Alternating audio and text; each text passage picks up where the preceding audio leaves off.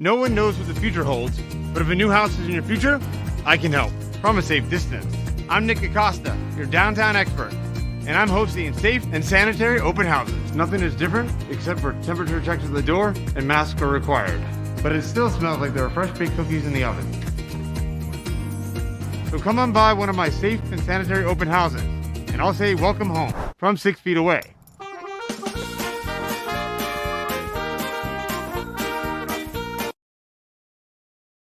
This is Home to All, an all-inclusive real estate podcast with your host, Nicholas Acosta. Nick sits down with guests to talk about real estate and how it works. Reach him at downtown.expert on Facebook and Instagram, or his website, www.downtown.expert, or call or text him at 407-508-8809. Enjoy the episode.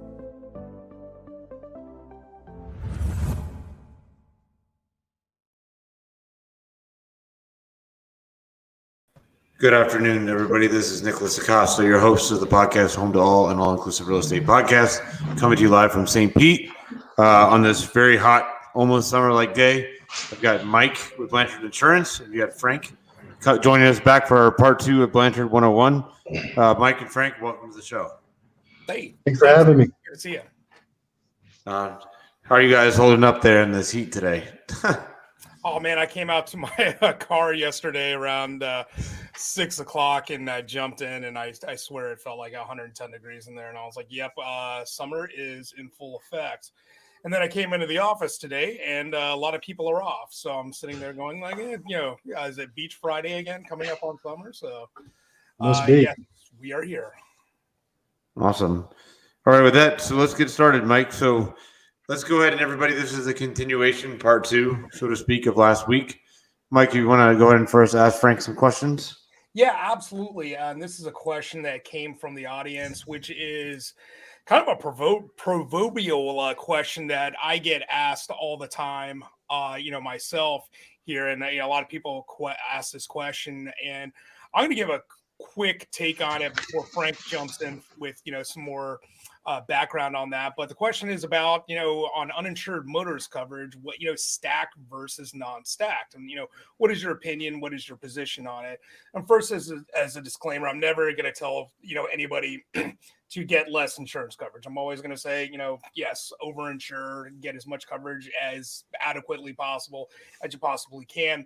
The only disclaimer I have in my position has always been on non-stacked and stacked coverage is try to avoid suing yourself. And what I mean by that is personal injury attorneys love stacked coverage. And because if people don't really know what it is, it's basically stacking your uninsured motorist coverage. So if you have $100,000 on one car and $100,000 on another car and you go to use it, technically you add it up like in a column, it equals $200,000. If you have 5 cars, you got $500,000. From a personal injury attorney's perspective, it's a lot better if you have stacked coverage, obviously, because the payouts, the legal fees are going to be a lot higher, and the insured's going to get a lot higher. Where I've always took a position on it is you never want to be talked into using it against yourself, where it's going to cause a long-term effect on your insurability. Meaning, if you do have that $500,000 claim, and you don't really need to, by all means, if you have those medical bills, if you do have a permanent injury, by all means, use it.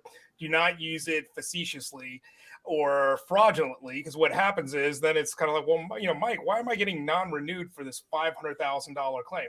Well, guess what? You only paid $1,000 into your insurance premium. The insurance company's upside down by $499,000. And guess what? When you go to another insurance company, they're going to be like, yeah, we don't think we're going to take you because of that $500,000 claim. So that's, my advice always on that has been, to number one, use it when it's needed, but try not to use it just to get a large payout and, shoot yourself in the foot at the same time. But I'm going to toss this off to Frank because it's a great question. Man, Mike, you hit it on the head with what you said. As far as from a personal injury attorney standpoint, they do love to see that. But in the state of Florida, it's almost imperative to have uninsured motorist coverage, because just because you're fully insured in the state of Florida, that just means you have 10,000, 20,000 policy, which if there's a serious accident, you go to the hospital, that's gone in no time. A couple X-rays and just some basic treatment, and you're way over 10,000 in the hole. So it's definitely worth having. But like you said, now that I've seen both sides of the ball, I understand it from an attorney's point of view, and I understand it from the insurance point of view. If you were to go again and file a lawsuit against your own insurance company, you're going to pay for that down the line. And as far as getting non-renewed and being very hard to place. So, I think it's very important. I do encourage clients, if they're capable of doing it, they should definitely have, stack coverage, for that worst case scenario, because you'd be amazed by the amount of drivers that carry just, basic coverage. And unfortunately, there's a lot of drivers out here that don't have any insurance at all. And, when I was working back in personal injury, you kind of look for the perfect case. You wanted, the injury needed to be there, and the insurance limits had to be there. And if it wasn't with the at-fault driver, you'd hope that your client had the uninsured motorist coverage. And when that kind of all added up, you got a great case that you could settle for your client. But also at the end of the day, sometimes you do, worst case scenario, you have to go towards go for that uninsured motorist coverage. And if they're combating with you and you got to fight them, like you said, Mike, you have to do what you have to do. But again, if you're doing it just for a payday and you're going to go file a lawsuit against your own insurance company, you're going to have a nightmare in the long run. So you definitely hit that on the head. But I would definitely encourage, if the client is capable of doing it, definitely have that uninsured motorist coverage. And if you have multiple vehicles, you might as well go ahead and get the stack coverage. That's something I still encourage clients to do. Yeah, and and a lot of people don't know about this too. In the state of Florida, because for motorcycles, we're a non-helmet state. Florida is basically right at your own risk. It's not like, for example, New York, where you're required to wear a helmet, and a lot of motorcyclists a lot of bikers up in New York hate that. They protest it every year at Americade. But down here in Florida, it's basically right at your own risk. And the uninsured motorist coverage on a motorcycle policy is insanely high.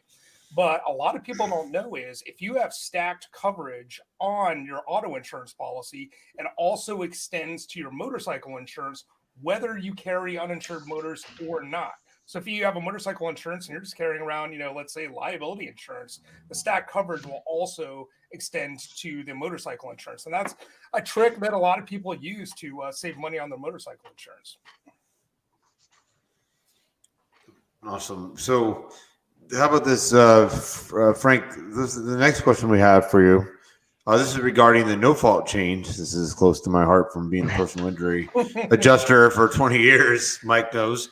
How could you see it impacting the insurance world versus the legal world's ramifications and readjustments when it comes to no fault?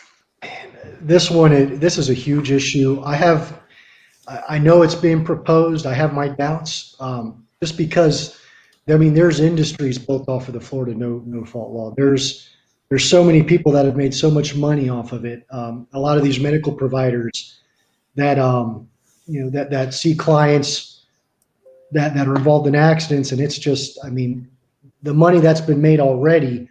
I think I don't know that they're going to be able to change it, but I think it'd be huge. It would kind of turn the legal market, or what's been going on in Florida for the past several years. It turned it upside down. I don't know if it's for the better or for the worse, to be quite honest with you. I definitely have seen where personal injury protection laws and the Florida no fault laws have really saved some people and have been like a saving grace for people who they can't afford to carry high limits. So that's been, it's something that's helped them quite a bit. But I've seen cases where that's been the only money available for medical treatment.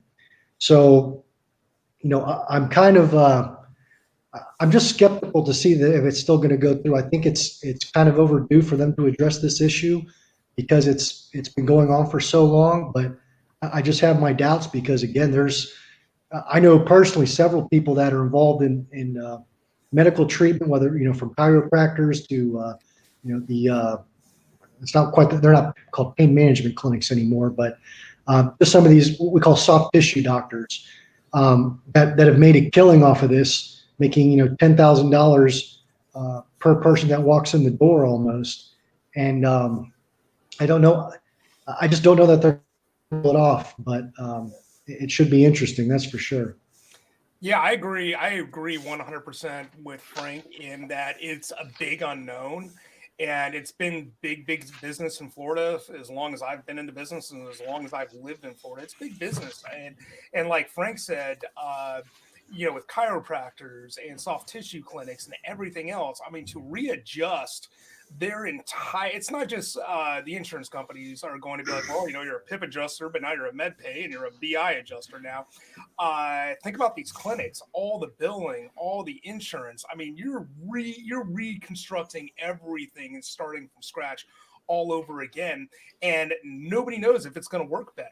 And I can tell you for a fact that rumor is in Tallahassee is that almost all of the CEOs from all these auto insurance companies have flown in and are telling DeSantis not to sign this because they understand it's big business. They're kind of like, they've come to terms with the attorneys. It's a business that works, and nobody wants to see it on the attorney side or the insurance company side turned on its head and have these huge unknowns. And I can tell you one thing that would happen is if they do sunset this and it does pass, you are going to see more PIP claims overnight flood the market than these insurance companies will be able to handle. They'll have a backlog for the next 5 years, and you will see advertisements. Get your PIP claim in now. It's got, your statute of limitations is going to run out. They're going to be, the state of Florida is going to be one giant PIP claim, and that is what is very scary. And then thinking about all the paperwork, the last time they tried to sunset this, gosh, what's going back almost like a decade now. Mm-hmm. You had to get every single policyholder in the state of Florida to sign new paperwork. And the administrative nightmare that happened was phenomenal. And then consequently, crazy. But yeah, we could talk about that all day. But here's a great question that came in. And we're not going to ask any Frank or myself to name names here. But it is a great question, which is what companies are the toughest to battle with, meaning not wanting to pay out insurance, and who is easy to work with and will easily. We don't have to name names here, but is there a difference between certain companies who like to settle and companies that like to fight? It's funny you say that. That's absolutely. There are, you see this a lot. I guess the best example would be with, auto insurance. And again, we won't name names. I'm not going to promote anybody. They're not sending me any money, so I'm not going to promote anybody. But with your auto insurance carriers, you would see, God, I want to say the name so bad, but some do fight. There are carriers who, unless liability is very clear, it's not so much you send your demand for settlement letter and they reply back. There's a lot of back and forth. If liability is just questionable, and then there's a lot of auto insurance carriers that you could count on them if liability was clear. It's just a matter of 2 letters and you've settled the case for policy limits. So that's definitely a thing. I've seen it with what I do right now with medical professional liability. One of the carriers that I sell a lot of their policies, I'm actually good friends with the defense counsel who represents them. One of the attorneys who's a partner at a firm downtown, they represent this carrier, and I can tell you that these guys, it's like the special forces with some of these companies, some of these defense counsels. These guys take it personally, and they see the other side of the ball. I guess with plaintiffs' work, it can get so dirty, and some of these guys get such a bad rap just because of how it's really no longer a practice of law. Some of these attorneys have it down to like a science where they handle everything pre-suit. Everything's done through a series of letters and correspondence, and the case is settled. Everybody takes their money and walks away. And it's really the people who are affected are us, the people who are paying insurance, who are paying for all these claims. And they kind of see the abuse. So there's some of these defense counsels for some of these insurance carriers that truly will fight. And with my clients, if that's something that's important to them, I make sure and address it when we're going through quotes and looking at different carriers. The premium may be a little bit more, but again, do you want somebody that's going to roll over and pay, even if liability is somewhat questionable, or do you want a pit bull, when someone who's going to get in there and fight? So that's definitely a thing. Absolutely. Yeah, and I agree with Frank 100% again on this. And one good place that and Frank can probably back me up on this, is one good way to find out who's paying what and fighting and whatnot and settling is, I know Morgan & Morgan publishes this like publicly, like every year. It's like their verdicts, and they should. I think 2020 is actually available now. And if you go through that, it will show you the insurance companies, what the pre-settlement offer was, what the settlement at trial was, or if it even went to trial. And it is really interesting.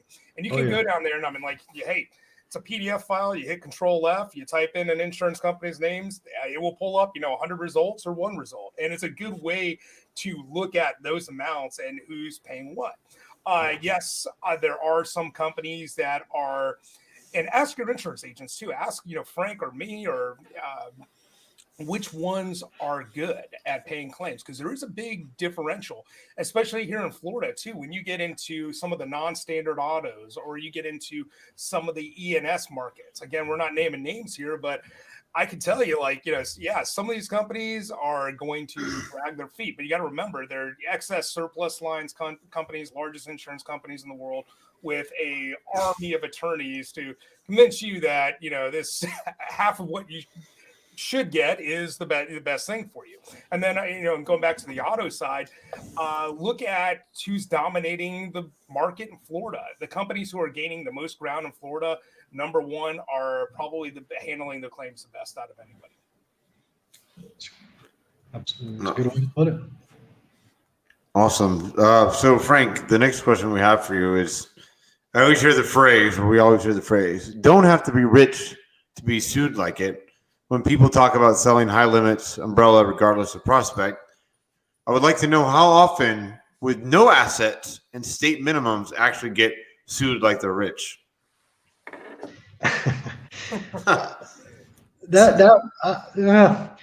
This is the problem with that question.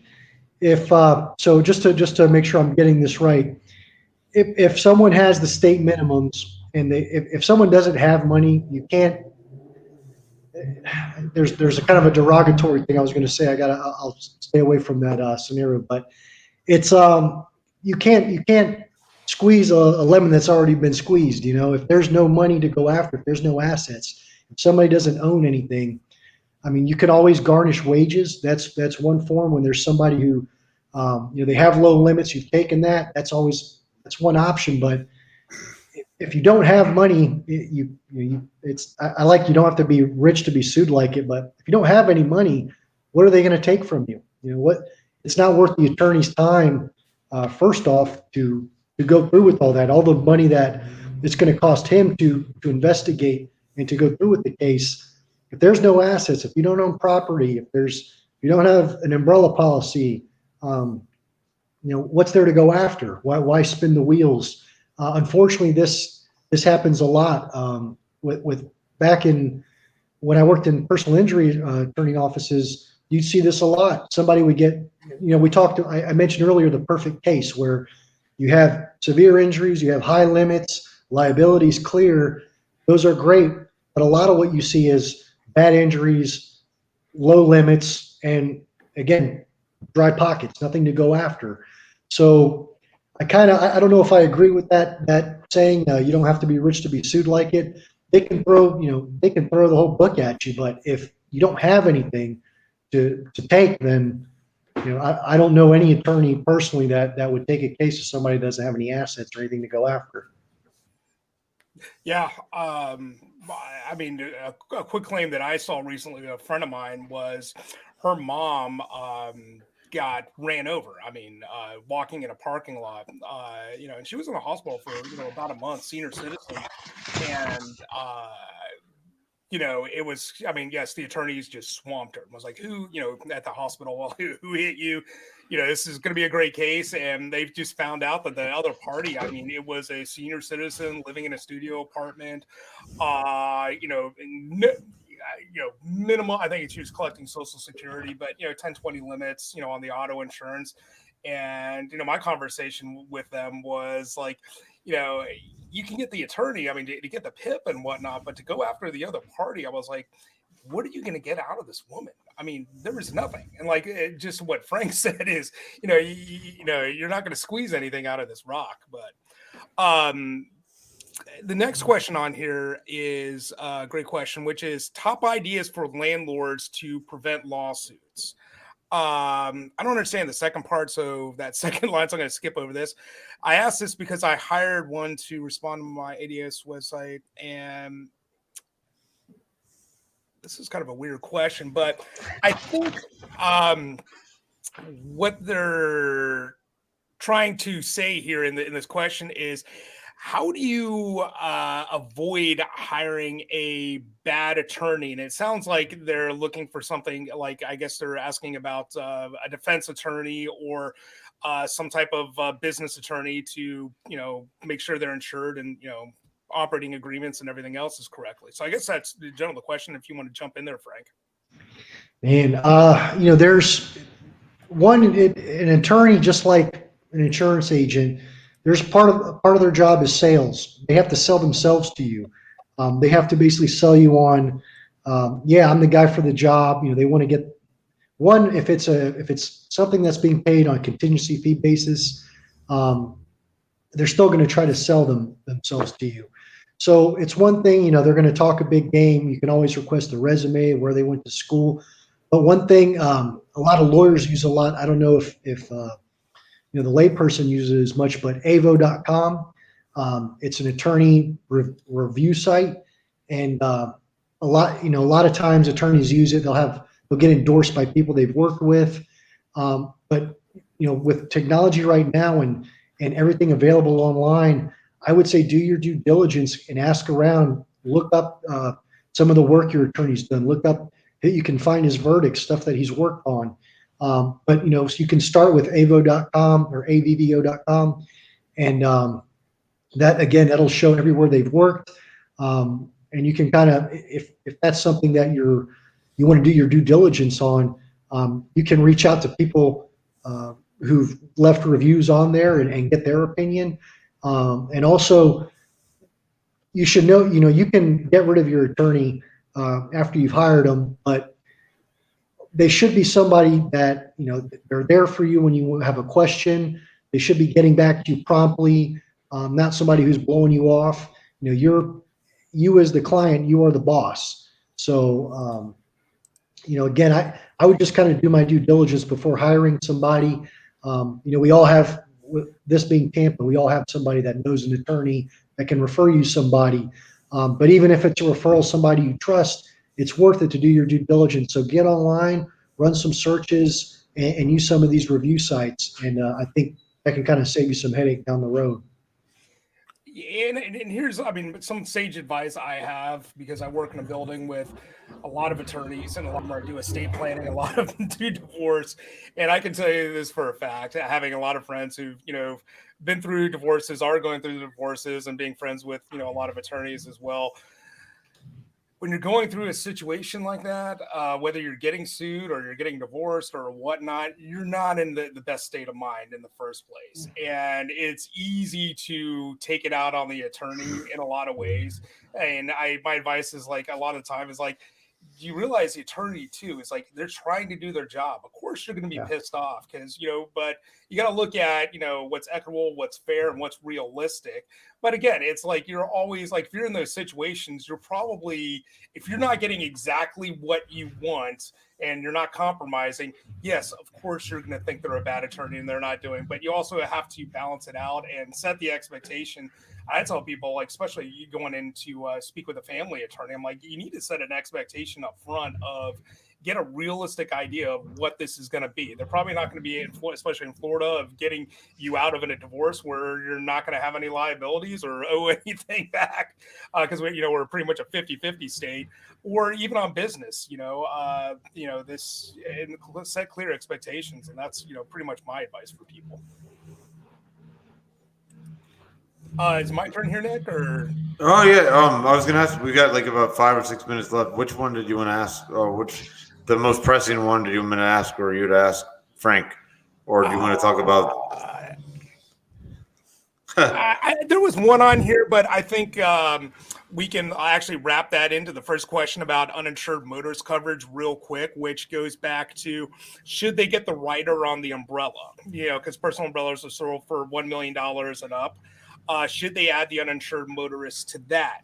And I'm sure Frank will attack in real quick, but my advice is the same advice I gave before. If you need it and you're going to use it for if you're injured or permanent injury or even death or anything like that, if you're going to use it for truly what it's designed to do, yes, it's an important thing to have. If you're just looking at it going, well, now I have 1.5 million or 1.25 million worth of free money, that because the attorney, again, personal injury attorney, is going to look at that and go, yeah, that's a pain day. So use it for what it's used. Don't abuse it. So I'm going to let Frank tackle that one real quick again. That's like you said, they're looking at it as free money. Well, it's not free. God forbid something that happens and they do have to use that money. When it comes time to renewal, they're going to be paying for that for a long time. With non-renewals, and especially if they have to, if they have to file a suit against their own insurance company to get that money, if you're using it for what it's designed for, then absolutely go for it. If you can afford it. In the state of Florida, this is the Wild West. Yes, you should definitely carry it if you can, but again, use it what it's for. That is the worst case scenario. That is when it hits the fan. That's what that money's there for. So, if people, I don't know that most people carry that money, or I think they're smart enough to know that what that's for. But again, there's always an exception to that. So if somebody was going to try to use it, just to, added bonus after a claim has happened and they're trying to settle a case, then that's not that's not going to end well for them in the future when it comes to their renewals. So I think you kind of hit it on the head, Mike. Use it what it's for. But especially on the umbrella. I mean, on the auto policy, getting another umbrella after actually using one of those claims. I look at umbrellas like this, seeing claims history over the last 20 years is like, they are really a get out of jail free card. And you will have that claim. It will be $500,000. It will be $1 million claim. Guess what? When you go to get another umbrella policy, you're probably going to get turned down by everybody, or you're going to have to pay $1 million to get the $1 million in coverage. And it's going to stay with you. Those claims, they're like, 3 years, it's off my record. Not these big claims, because they can pull it up and they may just not say it officially, but they may say like, yeah, we don't think that's a good risk, even though it was like 5-7 years ago. Yeah, we see this $500,000 claim, because they look at it too. Again, we all know this. Insurance companies, even though the profit margins are really thin, contrary to popular belief, especially in PNC, razor thin in a lot of cases, is how much premium did you put into that umbrella? $250, and they paid out $500,000. It would take them lifetimes to recover that, that amount of loss. But here's a great question I was reading down here, and this is one I'm really curious about, that I asked Frank on the way out of here today. But do they ever sue parents whose house and basically pay for all the kid's needs, but the kid is on their own policy? So I think I understand this question. And an example, I guess I can set for Frank here would be, let's say I, own a home. I have an auto insurance with me and a spouse, and we have this 18-year-old kid who's going to college to live in the home, has their own policy. I think the question they're asking is, if we're still responsible for that child, whether paying for their college, giving them room and board, can they bridge between the two auto policies and come after me personally? That's a tricky one. I think that would have to depend on, as if it's like a family auto policy, if he's got his own separate policy, that's not with the same carrier, I think they'd have a lot harder time doing that.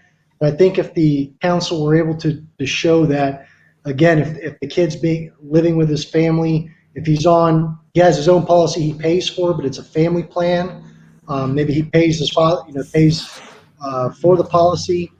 That might be an issue, but if it was a separate carrier, I don't know that they'd be able to do that. I'm sorry, guys. I got a lawnmower going on outside of my house right now. So you guys are coming a little quiet. No worries. That's a great question. I've seen it. There are some companies out here, and we won't name one, that is, we all know it, it's the elephant in the room here, but they actually write one car per policy. And my advice to people out there is, like, if you're going to have a household and your kid's still going to live there and go to college, why not? And it's always the parents who are going, well, they're a whole world driver. I don't want them to affect my, I want to have an exclusion on the policy and not affect me. I just say, as long as it makes it easier Nick can appreciate this from the claims process when you're working for Progressive, so long ago, when you get this household reports and there's 20 people living in this household and you're claiming you're the only one. It makes it a huge mess. And I mean, there's subrogation and everything else can come into play. So keep it simple as long as they're living in your house. Now, if your kid moves out and he rents an apartment in Gainesville or Tallahassee or even, Miami or wherever, go on a separate policy. He's no longer part of your household.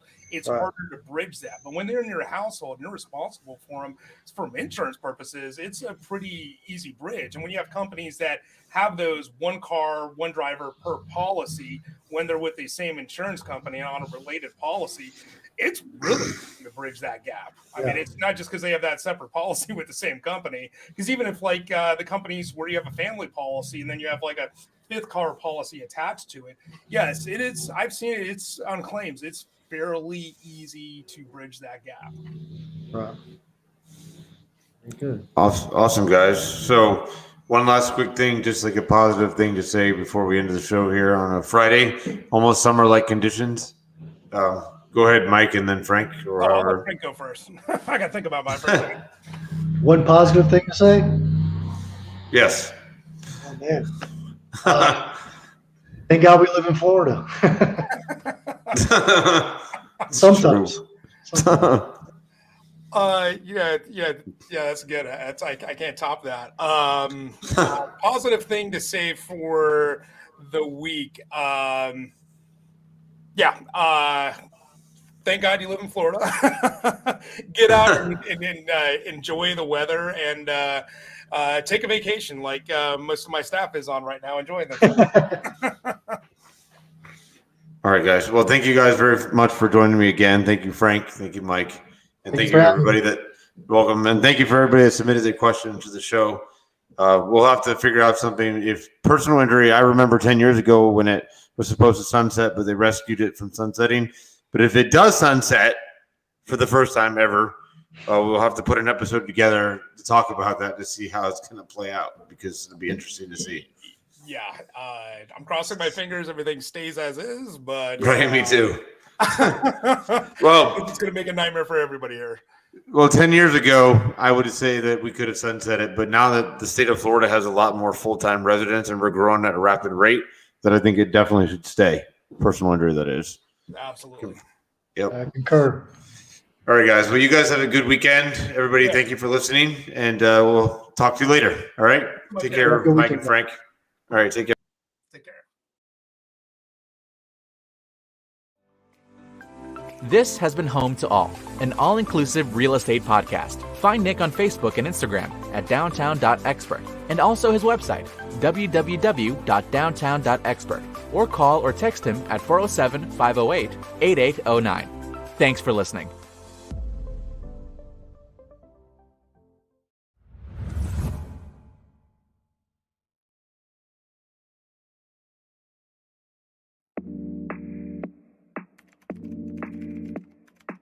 Don't spend hours or days looking for your new home. Let a downtown Central Florida expert guide you. I'm Nicholas Acosta, and I'm here to welcome you home.